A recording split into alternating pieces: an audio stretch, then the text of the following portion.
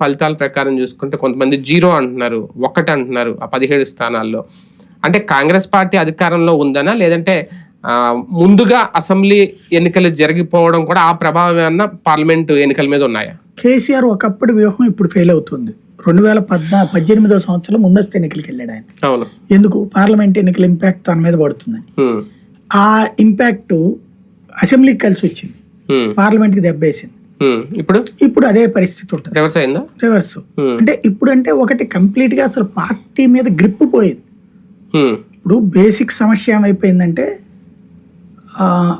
అతి ఆశ కల్పించి అది ఆచరణ లేకపోతే క్రిందసారి చంద్రబాబు తగిలిన దెబ్బే ఇప్పుడు ఆయనకి తగులుతుంది. చంద్రబాబు ఇంటికో ఉద్యోగం ఇట్లాంటివన్నీ కల్పించారు, ఫెయిల్ అయ్యారు, దానివల్ల దెబ్బతిన్నారు.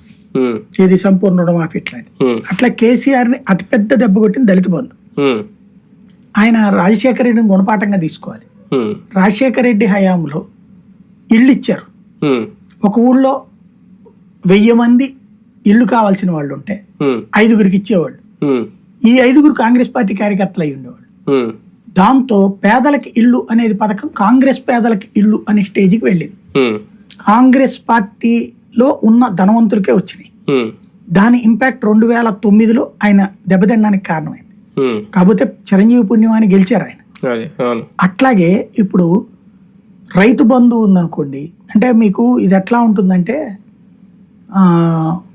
అసూయ ద్వేషం, ఒకళ్ళకిచ్చి ఒకళ్ళకి ఇవ్వకపోవడం. చంద్రబాబు నాయుడు ఎందుకు ఓడిపోయారు?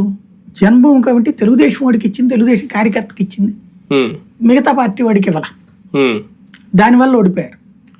అదే జగన్మోహన్ రెడ్డి అన్ని పార్టీల వాళ్ళకి ఇచ్చాడు. ఇప్పుడు ఈయన ఏం చేస్తున్నాడు?